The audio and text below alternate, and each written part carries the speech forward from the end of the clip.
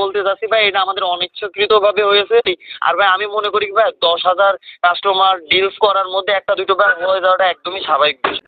আফেরের আদানের সময় আমার ছোট বাচ্চাটা নিয়ে গেলাম, ওই রসমালাই সেদিন কিনলাম মিষ্টি মুখি থেকে, ওই রসমালাই খাবে। এবারটা আমি গেলাম হাফ কেজি ওই আজ মিঠাই বাড়িছি, আমরা রোজা গেছি।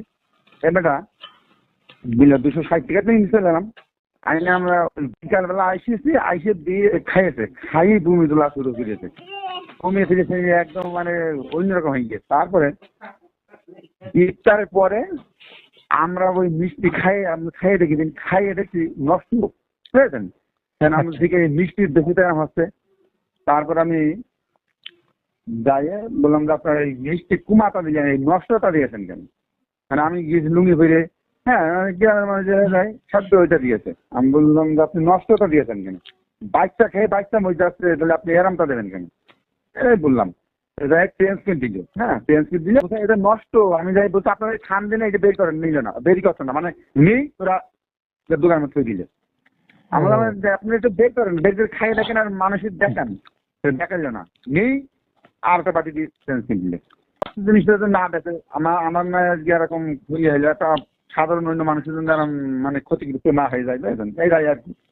আমি মিঠাই বাড়ির পরিচালক হিসেবে কথা বলছিলাম। আমি আপাতত আমি মেইনটেনেন্স করি। আমরা শিকার কাটি যে দুগ্ধজাত জিনিস আধা ঘন্টা বাইরে রাখলে নষ্ট হয়ে যায়। এটা তো হ্যান্ডমেড তৈরি করি ভাই, কোনো প্রিজার্ভ সিস্টেম না। মানে সেই রকম বিবেচনা করে প্রতিষ্ঠানটা চালাই, তবুও ভাই মিস্টেক হয়ে গেলে এটা ক্ষমা তার আর কি কি চাবো ভাই আমি।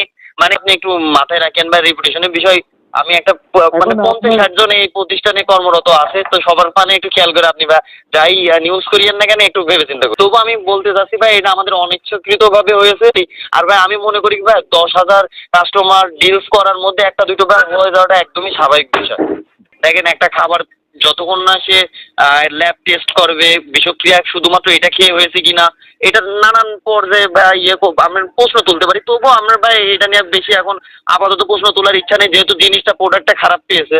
তো এই জন্য ভাই আমিও নিজ থেকে এটা নিয়ে তো ভুল স্বীকার ওনার কাছেও করেছি বা ভুল স্বীকার না করলে সে সেকেন্ড টাইম ভাই আমার কাছ থেকে প্রোডাক্ট নিয়ে যাচ্ছে, ভালো প্রোডাক্ট। তো ওনারও আমার মনে হয় যে মানবিক দৃষ্টিতে এটা বিবেচনা করা উচিত, কারণ সে যদি এত বড় ক্ষয়ক্ষতির সম্মুখীনই হয় তো ওইটা চেঞ্জ করে আবার নিয়ে যাচ্ছে ভাই, এটা তো তার দিক থেকে এটা ঠিক হলো না। তাহলে আপনারা চেঞ্জ করলেন কেন? চেঞ্জ করলাম কেন ভাইয়া, মূলত অত মানুষের মধ্যে আপনার ওইটা হালকাই টক পেয়েছে যার কারণে চেঞ্জ করলাম। তাছাড়া যে পচা এইটা না ভাইয়া, মূলত অনেক সময় টক হয়ে যায়, মিষ্টি 1-1.5 ঘন্টার ডিস্টেন্সে দুধ টক হয়ে যায় ভাইয়া, এটা পচা না ভাইয়া।